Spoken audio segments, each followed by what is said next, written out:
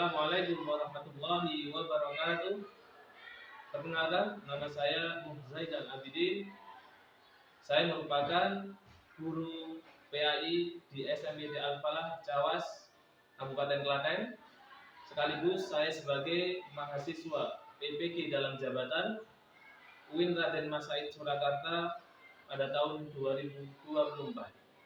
Pada hari ini, insya Allah saya mengikuti uji kinerja yaitu pada hari Selasa 28 Januari 2025 dan saya akan membuat video pembelajaran di kelas 7 SMIT Al-Falah Cawas. Silahkan disimak, semoga bermanfaat. Sekian, Assalamualaikum warahmatullahi wabarakatuh. Lintang depan, gerak. Luruskan ya Mas ya, luruskan.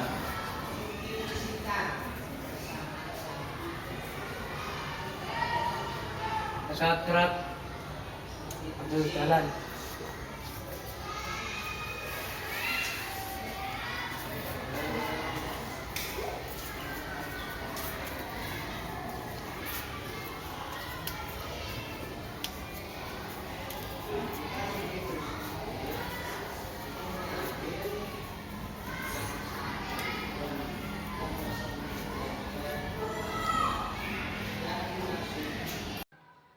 Assalamualaikum warahmatullahi wabarakatuh.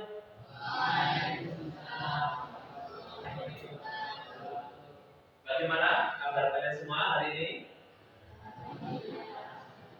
Ulangi, bagaimana kabarnya? Alhamdulillah semuanya sehat. Semoga Allah senantiasa memberikan keberkahan pada kesehatan kita. Baik, para siswa kelas 7 yang saya cintai Allah Subhanahu wa taala, kita mulai pelajaran. Alhamdulillah.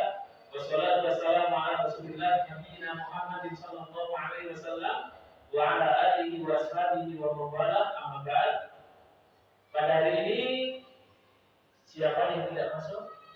Ada enggak? Siapa? Zahid. Oh iya, Mas Zahid enggak masuk kenapa Mas? Sakit. Oh iya.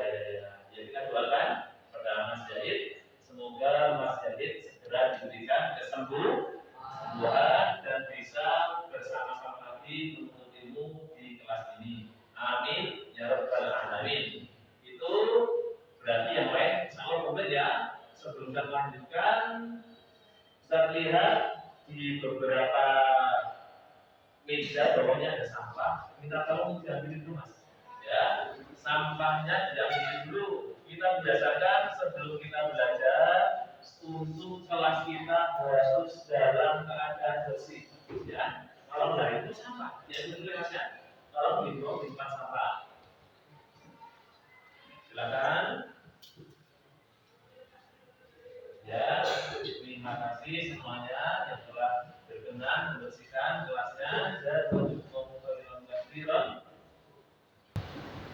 Baik, alhamdulillah untuk kebersihan Ustaz rasa sudah cukup bersih kelas ini. Kemudian dalam terapian, ya, dalam terapian Ustaz lihat masih ada yang kurang rapi.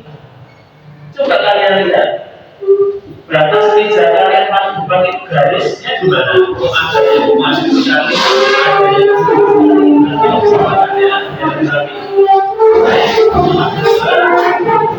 Ya, yang belakang yang menyesuaikan, ya, juga kelihatan dirinya sudah lulus apa belum? Gitu ya. Sudah semuanya? Baik, jika sudah, mari kita awali pembelajaran kita pada pagi menjelang siang ini dengan membaca doa. Minta tolong Mas Muslim sebagai ketua kelas memimpin doa. Ya Mas, seperti biasa, seperti pagi itu. Ya, dimulai Mas Muslim. Bismillahirrahmanirrahim. Bismillahirrahmanirrahim. Masuk. Di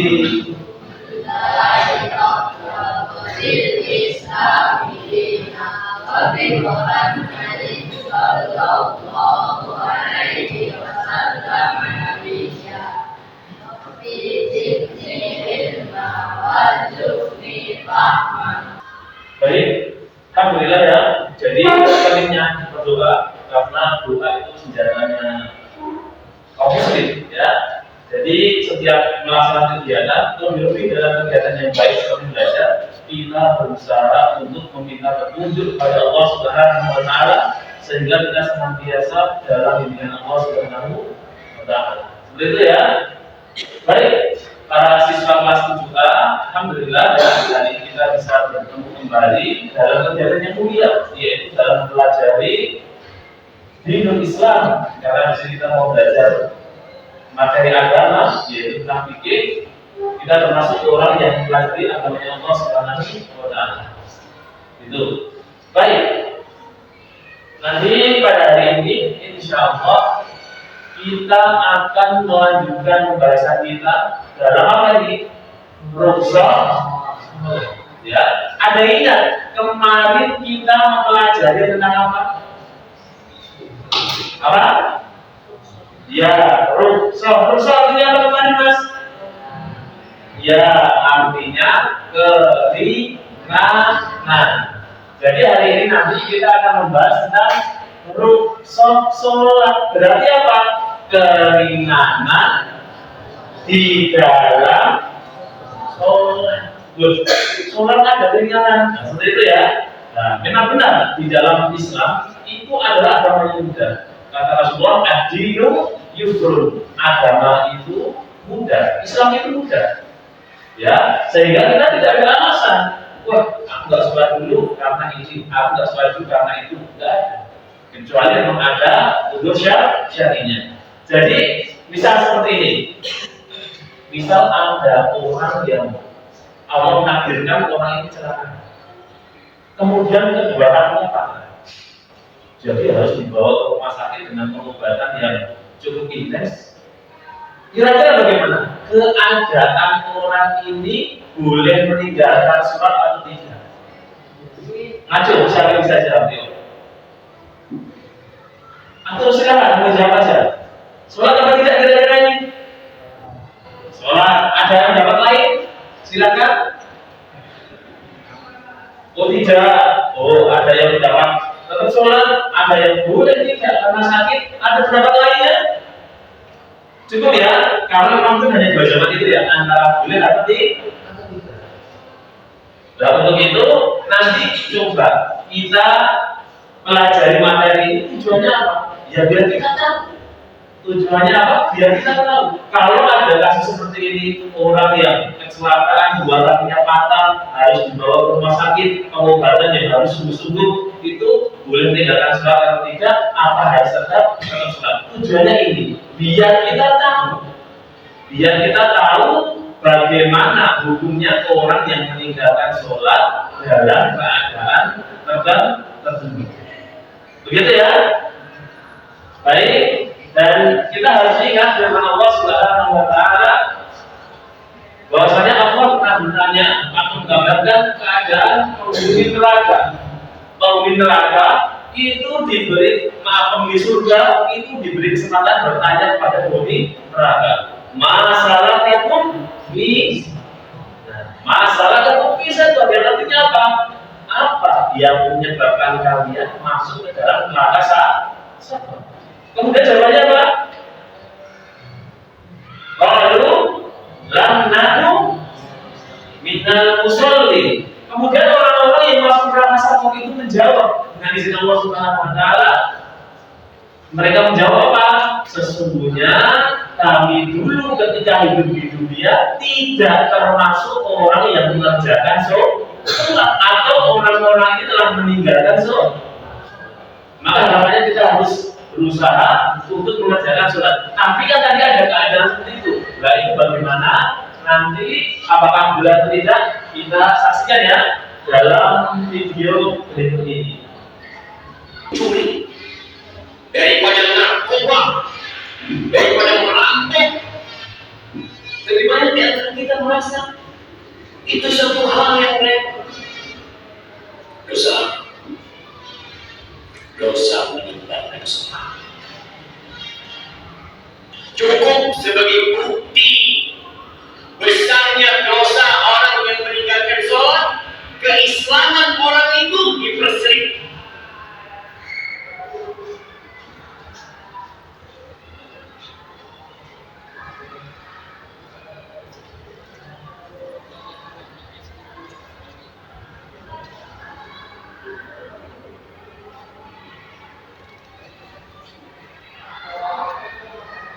Dahsyat daripada berzina, lebih dahsyat daripada mencuri, daripada narkoba, daripada merampok. Lebih banyak di antara kita merasa itu satu hal yang remeh. Dosa meninggalkan sholat cukup sebagai bukti besarnya dosa orang yang meninggalkan sholat, keislaman orang itu diperselisih oleh para ulama. Seorang mencuri muslim mungkin, minum khamr mungkin, tapi muslim tak sholat diperselisihkan keislamannya. Rasulullah sallallahu alaihi wasallam beliau mengatakan al-ahdu alladhi bainana wa bainahum as-salah faman tarakaha faqad kafar. Yang membedakan kita sama mereka, sama orang kafir itu sholat. Maka siapa meninggalkan sholat, penghuni neraka ketika ditanya masalahkum fi saqar, apa yang menyebabkan kalian berada di neraka saqar? Apa jawab mereka? Lam naku minal musallin. Kita bukan termasuk orang-orang yang mendirikan sholat. Sholat ini rukun Islam yang kedua, tiangnya agama, diwajibkan dengan cara yang sangat spesial. Allah mewajibkan sholat kepada kita tidak melalui Jibril, kemudian disampaikan kepada Nabi Muhammad SAW. Nabi sendiri berangkat menuju ke langit yang paling tinggi dan menerima perintah sholat. Lalu sebagian kita meremehkan sholat yang itu waktu, merasa sudah jadi orang baik karena dia tidak berzina, dia tidak main judi, dia tidak minum khamr, tapi dia tidak sholat. Istrinya tak sholat, anaknya tak sholat. Dibiarkan semua. Lihat kewajiban sholat. Orang dalam kondisi sakit tetap wajib sholat. Bagaimana dia tidak bisa berwudu? Tayamum. Dia tak bisa tayamum, kita tayamumi. Bagaimana kondisi tubuhnya penuh dengan najis bersih? Tak main-main jemaah. Maka siapa yang pernah meninggalkan sholat, segera tobat. Sebagai orang Masya Allah, sebelum masuk jam kerja sudah ada di tempat kerja. Tiap hari dia lakukan itu. Kenapa dia digaji? Kenapa ketika panggilan Allah Jalla yang laki-laki dipanggil 5 kali dalam sehari, hayya 'alas shalah, hayya 'alas shalah, tidak peduli untuk datang ke rumah Allah. Rumahnya berdampingan dengan rumah Allah Jalla. Jumatan telah. Apa yang kau cari dalam kehidupan ini? Yang kau makan jadi kotoran, yang kau amalkan itu yang akan menjadi pahala untuk dirimu. Berapa banyak orang yang keluar rumah jalan kaki, naik motor, pulang sudah ditanya. Sampai kapan kita akan melakukan kemaksiatan ini? Melihat permukaan ini terjadi, Allah membuka pintu tobatnya lebar-lebar. Allah mengatakan walaysa at-taubatu lil ladzina ya'maluna as-sayyi'at hatta idza hadara ahadahum al-maut qala inni tubtu al-an. Taubat itu tidak diberikan kepada pelaku kemaksiatan yang nunggu datangnya ajal. Ketika datang kematian kepadanya, ini tubtu al-an, sekarang aku taubat.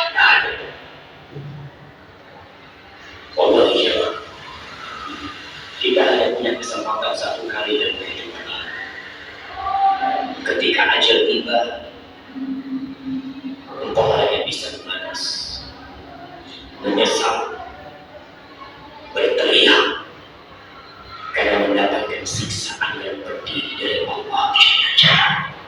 Baik, bagaimana kita sudah menyaksikan videonya tadi? Ada ya? Sesuai apa yang ingin kita bahas, yaitu sosok dalam sholat tadi dalam keadaan ya, ada yang dalam keadaan sakit, walaupun saat yang perkara pun harus tetap sholat, gitu ya. Gimana mas? Ada mas? Sakit parah, apakah boleh meninggalkan sholat atau tidak? Sakitnya seperti apa misalnya mas? Stroke, jantung. Oh iya, ya makasih mas tadi. Apakah boleh meninggalkan sholat? Maka jawabannya seperti apa yang kita bisa di video tadi, tentunya berdasarkan dengan sabda Rasulullah sallallahu alaihi wasallam, "Al-'ahdul ladzi bainana wa bainahum shalah, faman tarakaha faqad kafar." Perjanjian antara orang Islam dan orang kafir adalah tentang sholat. Maka barang siapa yang meninggalkan sholat, berarti dia telah kafir. Itu sebagai pendapat para ulama. Jadi apa? Orang yang sakit selama dia masih punya, maaf ya, kewarasan, dia masih waras dan dia masih sadar, orang itu tetap harus mengerjakan sholat. Orang itu harus mengerjakan sholat. Nah, kalau nggak bisa berdiri saya coba nanti kita pelajari ya, pelajari selanjutnya. Masih mas ya, mas Ali ya. Selanjutnya ada tanya lagi? Ya, mas Bro. Apakah boleh sholat di dalam bis? Ada yang pernah sholat dalam bis? Belum ya? Ada yang pernah lihat? Belum pernah juga ya? Nah, ini mungkin kalau kita menjumpai ketika perjalanan kita naik bis, barangkali ada yang naik bis, kok ada orang sholat? Jangan bilang. Karena sholat di dalam bis itu diperboleh. Tentunya dengan tata cara yang khusus, nggak seperti sholat seperti di masjid. Kalau sholat seperti di masjid, nanti apa? Kepalanya nabrak di kursi depannya dulu ya. Nanti ada pembahasan tata cara sholat di dalam kendaraan atau alat transportasi. Gitu ya. Baik, kita sudah memahami beberapa kasus yang tadi bagaimana orang yang paham ternyata harus sholat. Namun orang yang naik bis biasanya orang bepergian, ya. Orang bepergian itu juga tetap harus mengerjakan sholat. Seperti itu ya. Baik, kemudian tadi sudah kita lihat ya tentang video berkaitan dengan rukhsah sholat. Sekarang ini yang akan kita bahas adalah rukhsah atau keringanan bagi orang yang sakit. Keringanan bagi orang yang sakit itu yang pertama adalah mengerjakan sholat sesuai dengan kemampuannya. Kalau tadi kita bahas orang yang kecelakaan, kakinya berada patah, kan nggak bisa berdiri, maka orang itu dilihat dia mampunya dengan apa? Dengan duduk, mampu yang patah sampai sini misalnya, dia nggak bisa duduk, maka dia boleh mengerjakan sholat dengan berdiri. Jadi urutannya itu sholat harus berdiri, harus kalau mampu, kalau nggak mampu boleh duduk, ya boleh duduk. Tapi kalau berdiri nggak mampu, duduk juga nggak mampu, maka dia boleh berbaring. Berbaringnya dulu, berbaring miring. Ayo semangat, kepalanya diangkat mas, ya semangat, kepalanya diangkat, berbaring miring. Jadi miringnya sebelah kanan ini, yang sakit misalnya kayak saya dulu ya, dia nggak bisa duduk, dia bisa berdiri, berbaring miring, silakan miring yang kanan. Tapi ternyata yang sakit yang kanan lah. Kecepatan kakinya sakit juga sakit, maka bisa berbaring sebelah kiri, miringnya sebelah kiri. Bahkan banyak sakit, kanan kiri sakit, maka dia boleh terlentang. Terlentang itu bahasa Jawanya apa? Melumah. Nggak tahu ya melumah ya? Melumah ya? Jadi dia melumah kalau bisa apa? Bahkan kalau dia sudah nggak bisa untuk berbaring nggak mampu karena nggak yang bisa berdiri hanya kedua matanya. Selama dia masih sadar, dia tetap harus mengerjakan sholat. Dengan apa? Dengan isya. Mudah nggak Islam? Mudah ya. Ini menunjukkan mudahnya Islam. Ini rukhsah yang pertama. Rukhsah yang kedua bagi orang sakit adalah ini. Apabila dia mengerjakan sholatnya harus tepat waktu, ya.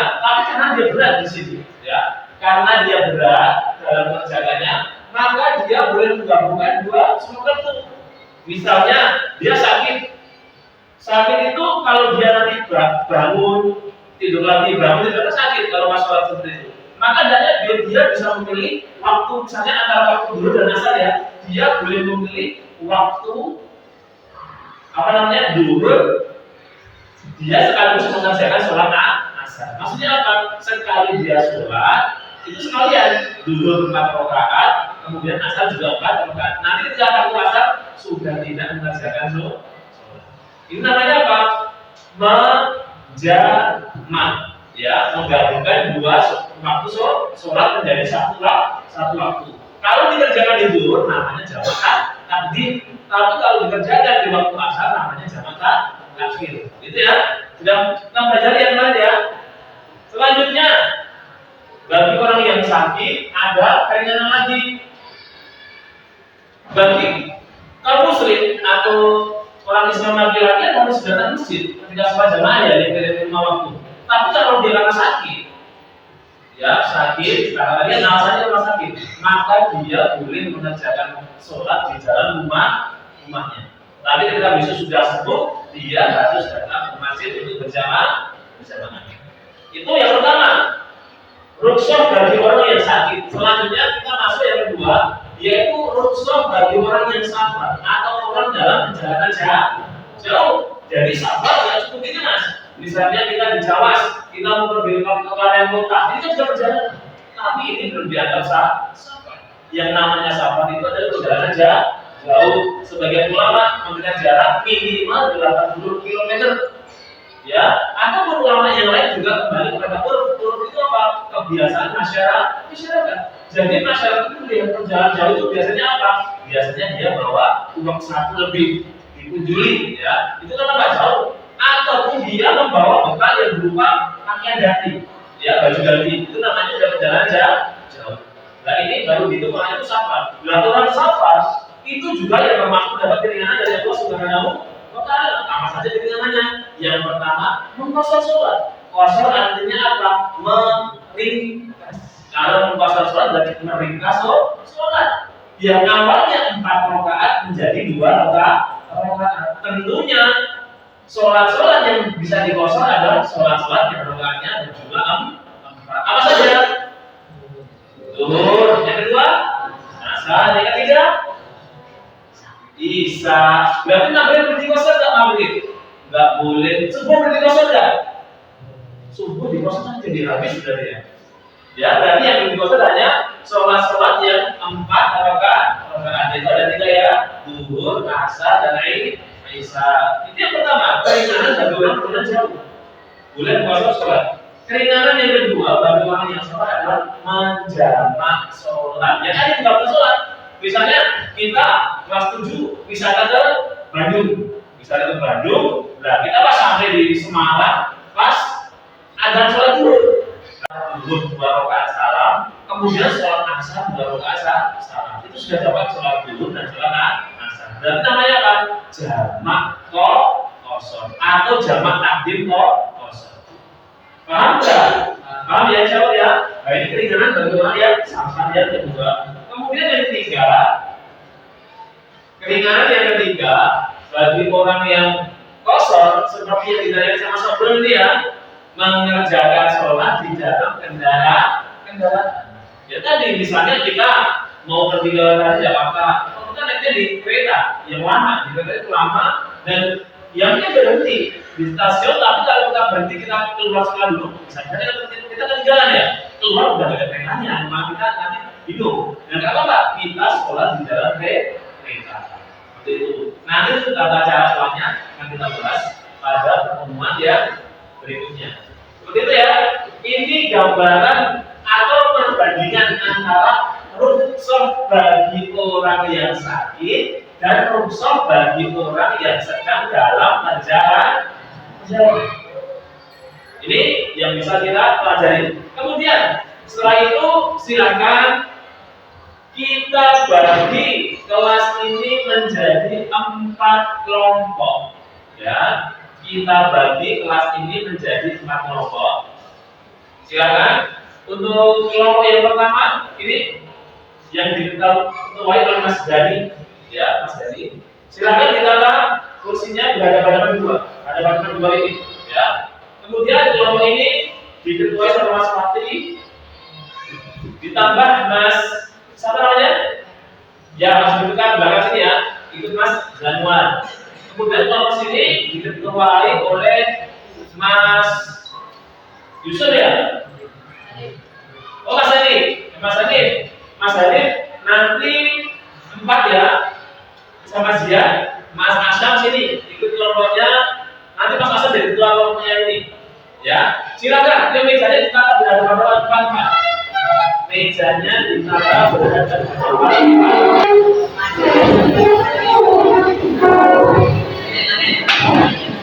Silakan. Ini ya.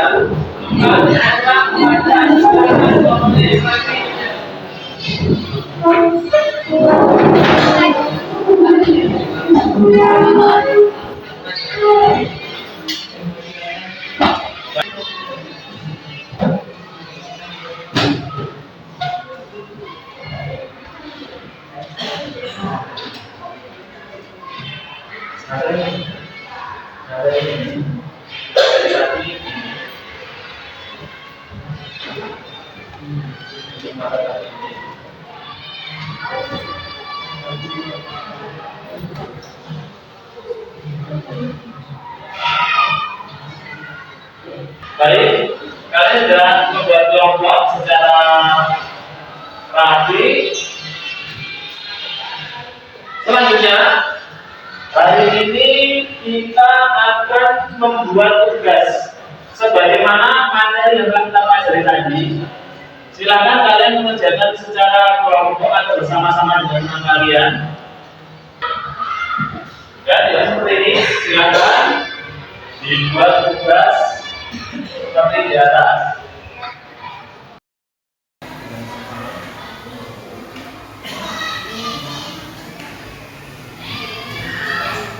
Mas, ayo dikerjakan bersama-sama kalau ini kelompok ya.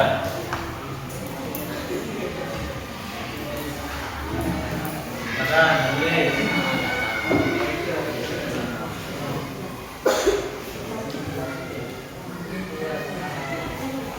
Ya, ada. Masukkan aja, gak usah ngomong aja kalau Pak. Biasa nggak apa.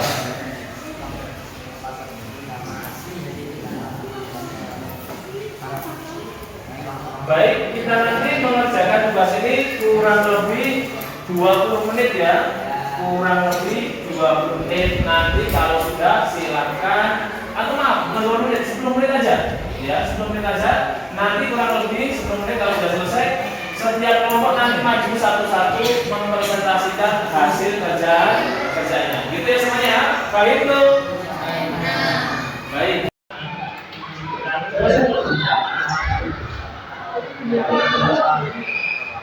Oh, jangan lagi dikerjakan dulu aja. Orang yang sakit, kenanya yang pertama, sholat sesuai kemampuan itu tadi. Boleh tutup, boleh berbalik, boleh bersalam. Terus yang kedua, boleh menjaga sholat. Yang ketiga,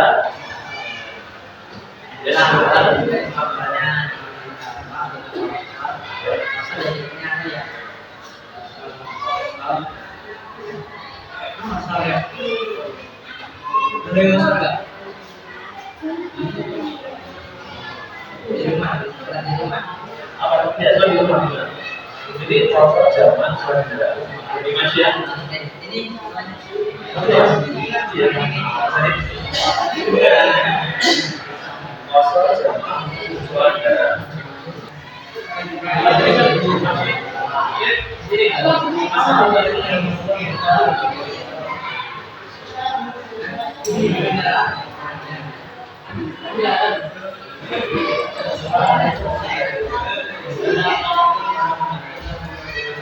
Waalaikumsalam warahmatullahi wabarakatuh.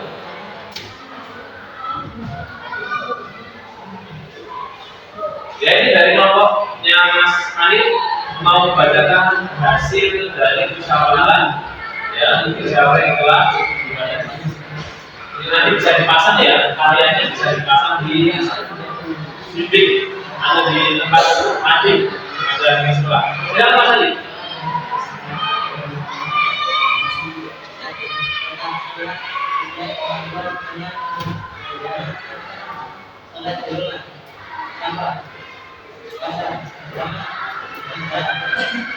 Tidak ada sabar ya.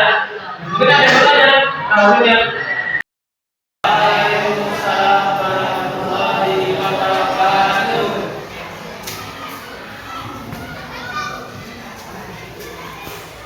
Ya, ini dari kelompoknya Mas Hanif mau membacakan hasil dari musyawarah, ya, musyawarah yang telah dilakukan. Ini nanti bisa dipasang ya, karyanya bisa dipasang di dinding atau di tempat mading ada di sekolah. Silakan Mas Hanif.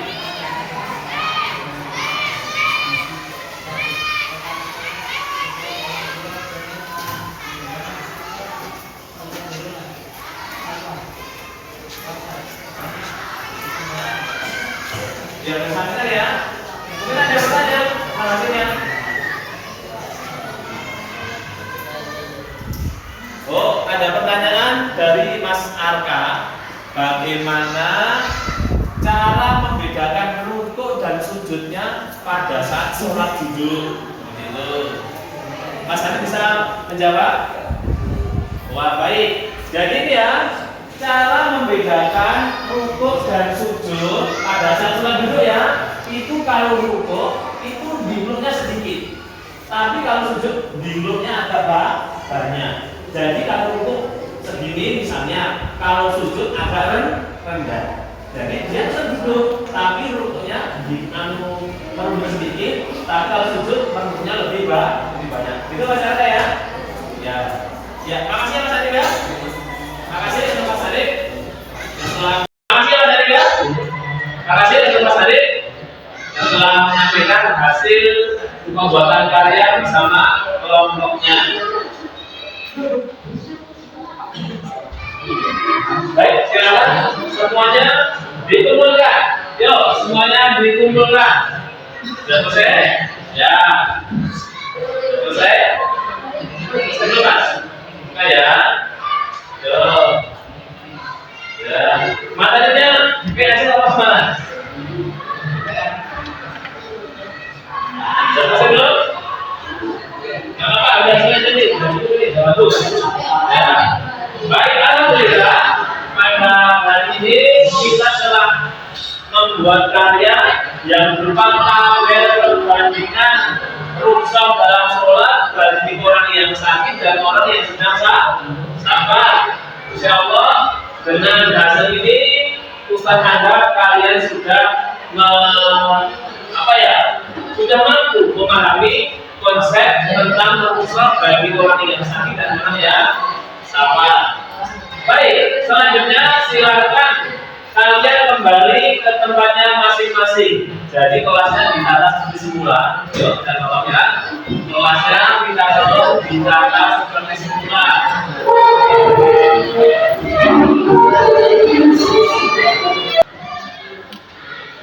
Baik, itu tadi adalah kegiatan pembelajaran yang berkaitan dengan rukshoh sholat bagi orang yang sakit dan orang yang sedang perjalanan. Jadi alhamdulillah ya, ada sedikit yang perlu diperbaiki dalam kegiatan kelompok yang mengerjakan adalah secara bersama-sama ya. Jadi karena namanya juga kelompok dikerjakan semua anggota kelompok. Jadi jangan dikerjakan sendiri. Nanti yang lain tidak bertemu dan kalau sendiri ya nanti malah kerepotan. Karena kerja kelompok itu akan lebih ringan kalau dikerjakan secara bersama-sama, gitu ya.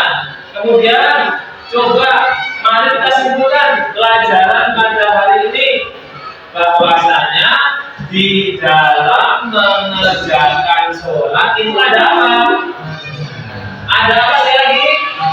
Ada keringanan atau rukshoh. Di antaranya bagi orang yang sakit apa saja coba? Ya, mengerjakan sholat sesuai dengan kemampuan semuanya, baik duduk ataupun berbaring. Yang kedua apa kira-kira bantuan saya tadi? Menjamak dengan sekali. Yang ketiga apa? Ya, benar sekali. Mengerjakan sholat di rumah. Kemudian ada juga rukhsah bagi orang yang sampai atau bekerja jauh. Yang pertama apa tadi? Mentos. Sampai kosan artinya apa tadi? Meringkas, benar sekali. Yang kedua apa? Yang kedua apa? Ya, benar, menjamak. Jadi jamak itu orang sakit boleh jamak, orang sabar juga boleh jamak. Dan yang ketiga apa? Bagi orang yang sabar tadi. Benar sekali, sholat di kendaraan. Alhamdulillah. Akan tetapi Ustaz tetap akan menyampaikan ini nanti. Ya, kita ada sedikit tes dari materi ini. Nanti silakan dikerjakan masing-masing dan dikumpulkan ke Ustaz, gitu ya.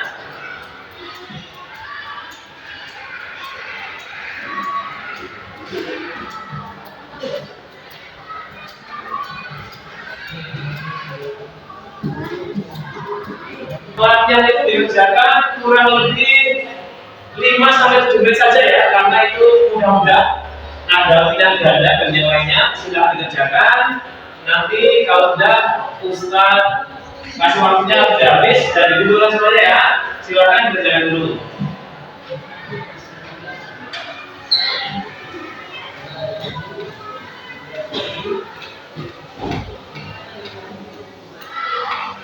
Udah selesai? Oh ya, alhamdulillah mana? Nih. Ya, alhamdulillah sudah selesai. Ya. Ya, alhamdulillah. Ya, ya. Ya. Baik, alhamdulillah. Sudah selesai kerjakan. Nanti saya sampaikan ya.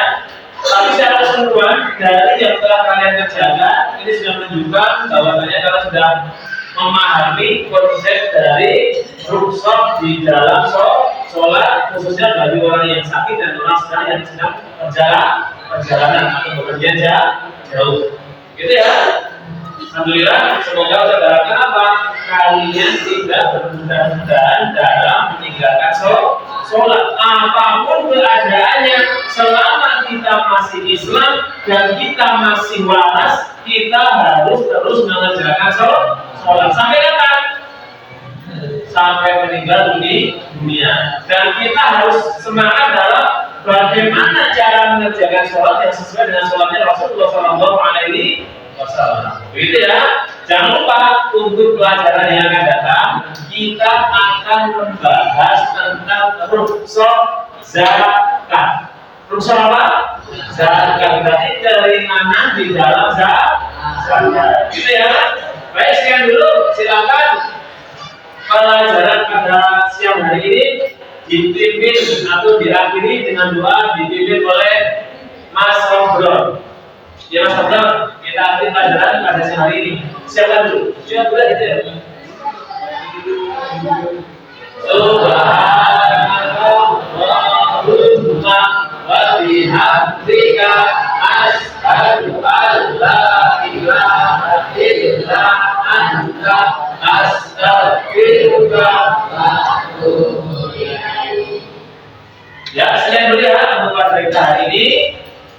Kalian harus terus semangat belajar dan ada orang yang besar, mohon maaf. Semoga kalian berjalan menuntut ilmu dan berikan ilmu yang bermanfaat. Sekian, saya akhiri. Assalamualaikum warahmatullahi wabarakatuh.